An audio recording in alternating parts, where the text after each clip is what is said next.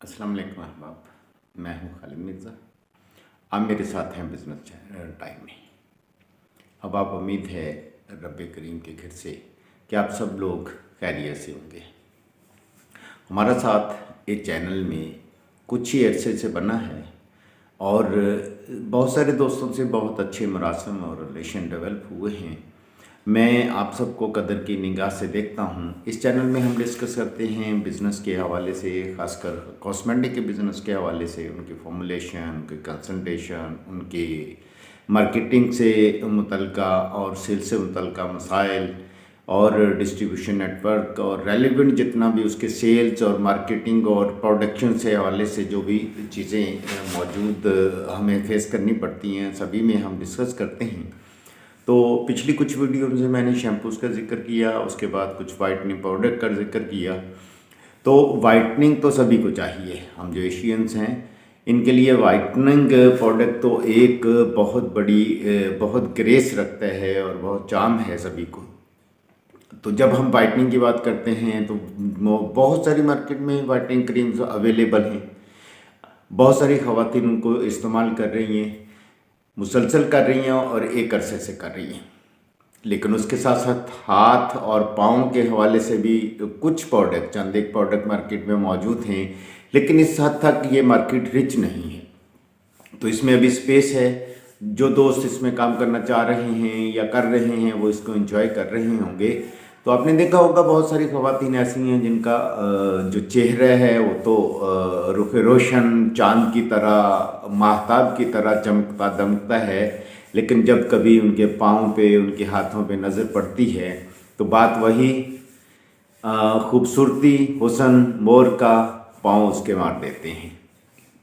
तो यहाँ भी जब हमें यही चीज़ देखने को मिलती है और ख़वातीन इसमें बहुत कॉन्शियस हैं, तो आज हम मैनिक्योर पेडिक्योर, हम फेशियल की तो बात नहीं करेंगे, हम बात करेंगे एक दो प्रोडक्ट जो हम हाथ और पाँव के लिए वाइटनिंग के लिए इस्तेमाल करते हैं। और अब तो ख़ासकर सर्दियां हैं, सर्दियों में तो हीलिंग प्रोडक्ट भी जो हाथ और पाँव के लिए बहुत कॉमनली इस्तेमाल होती है। तो दो प्रोडक्ट मार्केटिंग में हैंड एंड फुट स्क्रब और hand and foot healing, hand and foot whitening cream के हवाले से मार्केट में स्पेस भी और कुछ प्रोडक्ट मिलती भी हैं। आज हम डिस्कस करते हैं hand and foot scrub. Hand and foot scrub जो मार्केट में अवेलेबल हैं इस वक्त, तो हम देखते हैं कि दो तरह के प्रोडक्ट्स हैं मार्केट में अवेलेबल हैं हैंड एंड फुट के हवाले से। एक तो वाटर कंटिन्यूस यानी वाटर एक्सेस जो प्रोडक्ट है वो हमें, जिसका आमतौर पर हम कॉमन लैंग्वेज में वाटर बेस बोलते हैं, और एक प्रोडक्ट यहाँ पे ऑयल बेस मौजूद है। अच्छा, जो ऑयल बेस है वो ज़्यादातर लोग क्लेम करते हैं वाइटनिंग के लिए।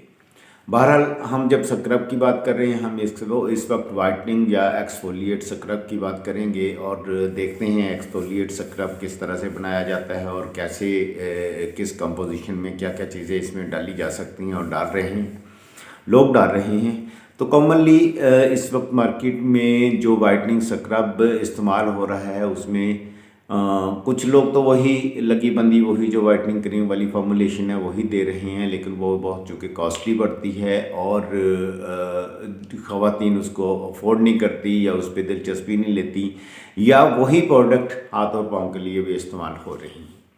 चलिए, पाँव के लिए तो मान लिया है, और कुछ चेहरे पे भी लोग इस्तेमाल जो कर रहे हैं, कुछ नहीं, सभी लोग, बेशुमार लोग जो इसको चेहरे के लिए इस्तेमाल कर रहे हैं। बस यहाँ पे बात आ जाती है हाथों की।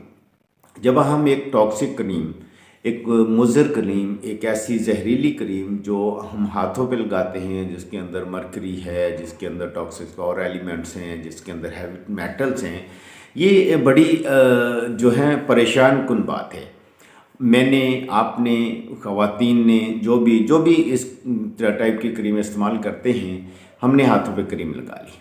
अब आप हाथों पे सारा दिन या रात जहर लिए फिर रहे हैं, कभी वो नाक पे हाथ लगा, कभी कान पे हाथ लगा, कभी वो आंख पे हाथ लगा, कभी काने के हाथ लगा, कभी किसी बच्चे को हाथ लगा, और इसके अंदर मरकरी को हम पिछले डिस्कस कर चुके हैं कि ये तो माँ के पेट के अंदर मौजूद जो बच्चा होता है उसको भी गुर्दे पे असर करता है जाके।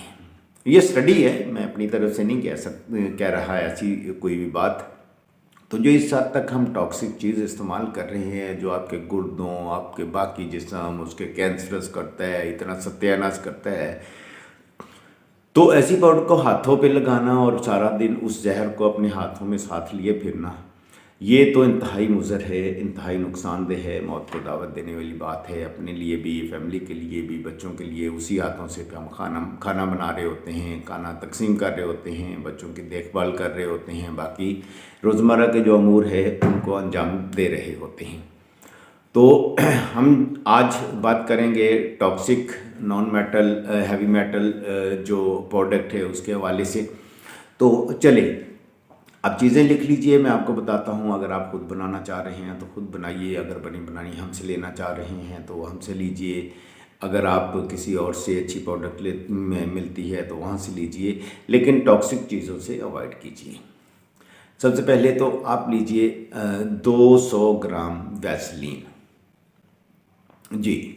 उसके बाद आप लीजिए क्रोडावेक्स 20 ग्राम, स्टीरिक एसिड 20 ग्राम, स्टाइल जो है अल्कोहल वो 20 ग्राम ले लीजिए, और इन सारी चीज़ों को आप एक बर्तन में डालिए, गर्म कर लीजिए। वो जो पिछली वीडियोस आप देख लीजिए, वो वाइटनिंग क्रीम बनाने वाली या लोशन बनाने वाली मुख्तलिफ वीडियोस मैंने अपलोड की हैं, उनमें किस तरह से आप डबल जो जैकेट या बर्तन है या बाथ टब है उसको बनाते किस तरह से मैनुअली, और किस तरह से उसमें चीज़ों को गर्म करते हैं। यानी बाहर वाले बर्तन में आपने पानी लेना है, उसको गर्म करना है, उसके अंदर एक बर्तन रखना है, उसके अंदर ये चीज़ें आपने मिक्सअप करके रख देनी है। उसके बाद आप इसके अंदर डाल दीजिए कोजिक एसिड। अब ये सारी चीज़ें जितनी बनी थी, ये तकरीबन आपकी बनी थी सॉरी 400 ग्राम। तो 400 ग्राम आपने ये चीज़ें ली, अपने आप ले लें 300 ग्राम पानी, 4 3 7 700 ग्राम टोटल हो गया। तो अगर आप 5% इस्तेमाल करते हैं तो 7 के 35 ग्राम जो है अब आप इसमें कोजिक एसिड डाइपॉल्मेटेट ले लें और इसी में डाल लीजिएगा।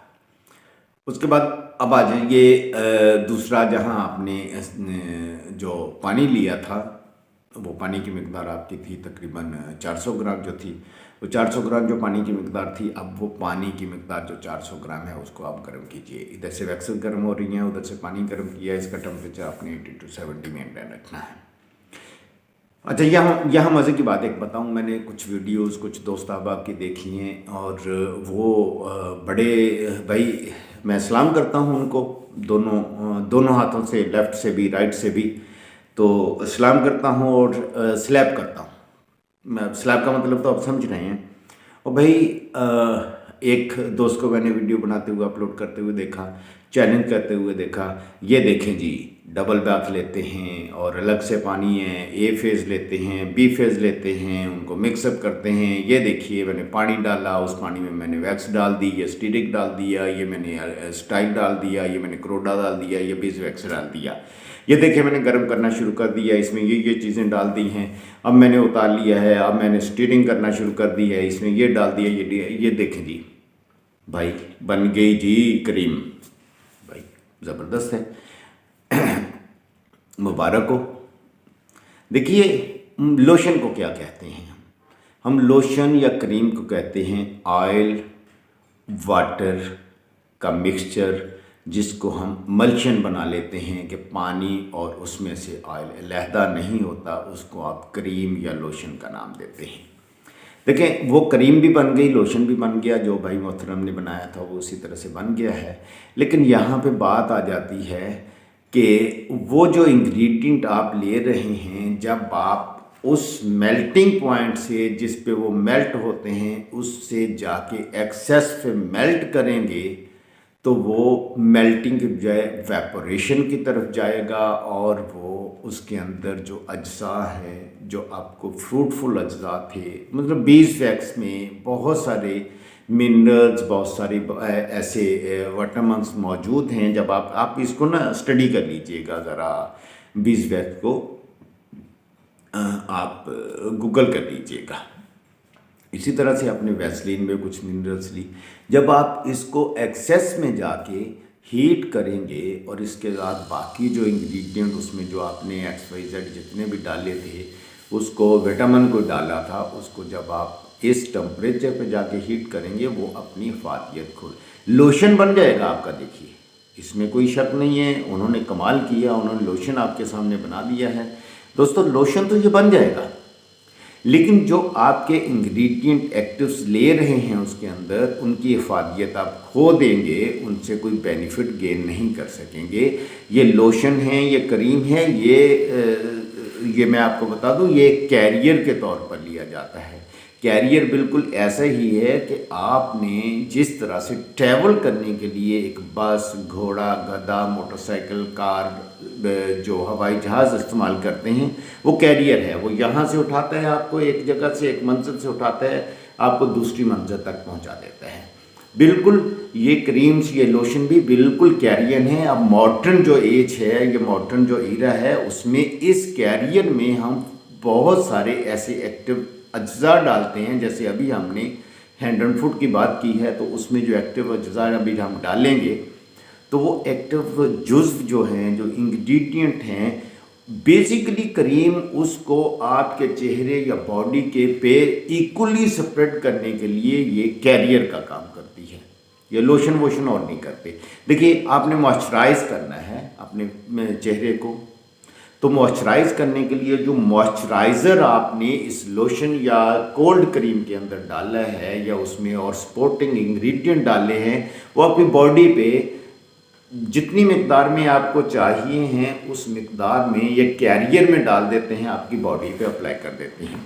देखिए बिल्कुल ऐसी उसकी मिसाल, आपने कोई ऑयल लगाना है और चेहरे पे या किसी पे, तो जब ऑयल की आप थोड़ी सी मिकदार ले लेते हैं तो आपके चेहरे या बॉडी पे वो ऑयल आपको महसूस होता है कि बहुत एक्सेस या बहुत ज़्यादा मिकदार में हम लगा बैठे हैं, हालांकि आपने थोड़ा सा लगाया था।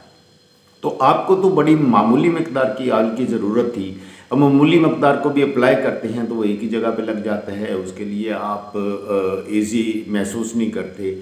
तो आपने कैरियर लिया, उस कैरियर में ऑयल डाला, वो जो थोड़ी सी मिकदार आपने इस्तेमाल करनी थी मॉइस्चराइज़र की, वो बाकी जो कैरियर है उसने सपोर्ट किया आपको पूरी बॉडी पे स्प्रेड करने के लिए। तो गुजारिश ये करनी थी, ये इस तरह से जो जुगाड़िए होते हैं, क्रीमें बनाने वाले, बताने वाले और करने कराने वाले सारे, इनसे ज़रा अवॉइड कीजिएगा इन साइंसदानों से।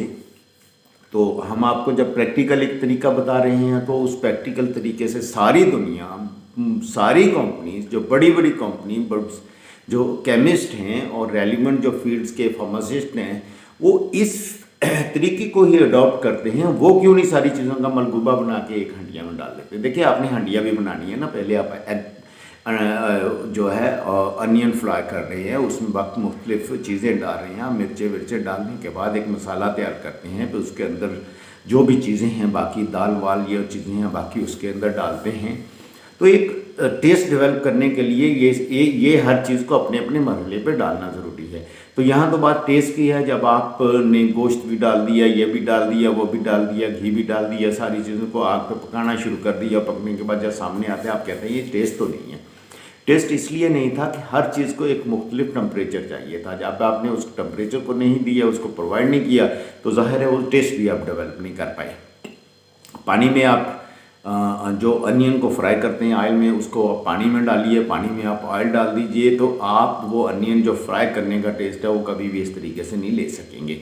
इस तरह से, जिस तरह से ये लोग क्रीमें बनाना आपको सिखा रहे हैं, आप किसी भी सूरत में एक कॉम्पिटेटिव प्रोडक्ट इस तरह से डेवलप कर ही नहीं सकते हैं। तो इसके बाद मैं और भी चंद मिसालें आपको नेक्स्ट वीडियो में देता हूं, तो के लोग क्या कर रहे हैं और किस तरह से बेवकूफ़ बना रहे हैं। तो काइंडली जो तरीका है, जो साइंटिफिक वे है, आप वही अडॉप्ट कीजिए। जब तो अब हम बात कर रहे थे, आपने वाटर और ऑयल दोनों को लिया और उसको आपने मिक्सअप कर दिया। अब हम बना रहे हैं 5%, याद रखिएगा 5% कोजिक एसिड स्क्रब वाइटनिंग के लिए हम यूज़ कर रहे हैं। अच्छा, जब आपने स्क्रबिंग के लिए इन दोनों को मिक्स किया, मिक्स करने के बाद आपने इसके अंदर इसकी पीएच वगैरह एडजस्ट कर ली है। एडजस्ट करने के बाद इसमें अंदर आप फ्रेगनेंस और जो स्क्रब जो बीन है उसको या स्क्रब दाने को आपने इसके अंदर डाल दिया। अब चूँकि मकदार आपकी तकरीबन 700 ग्राम बन रही थी, अब आपने तकरीबन 25-30 से 50 ग्राम जितना दाना आपने वो आपके स्क्रब में आप इजी फील करते हैं कि इतना होना चाहिए, उतना दाना आप डाल के फ्रेगनेंस डालिए जो भी डालनी है और उसको पैक कर दीजिएगा, उसके अंदर प्रिजर्वेटिव डाल दीजिएगा। अब इसके अंदर हम आप इसके अंदर दो काम और कीजिए कि चूँकि सर्दियों में लगा रही हैं, थोड़ा क्या सा हम इसको एंटीसेप्टिक भी बना लें। तो एंटीसेप्टिक के लिए आप एक बहुत सस्ता सा तारा मीरा का तेल मिलता है, आप तारा मीरा का तेल इसमें कुछ 5 से 10 ग्राम डालिएगा, इससे ज़्यादा नहीं डालिएगा वरना आपकी सेपरेशन होने का खतरा होगा। या इसके अंदर ऑलिव ऑयल डाल लीजिएगा। सारी चीज़ें आप मोस्ट प्रोबेबली जो चीज़ें हैं नेचुरल आ गई हैं। अच्छा, कोजिक एसिड दी कोजी एक प्लांट है, मैंने पहले किसी वीडियो में बताया हुआ है, उस प्लांट से एक्सट्रैक्ट किया जाता है। बेसिकली तो ये नेचुरल प्रोडक्ट है, बट जो मार्केट में आपको डाइपाल्मिड कोजिक एसिड मिलेगा ये सिंथेटिक होगा, ये नेचुरल नहीं होगा।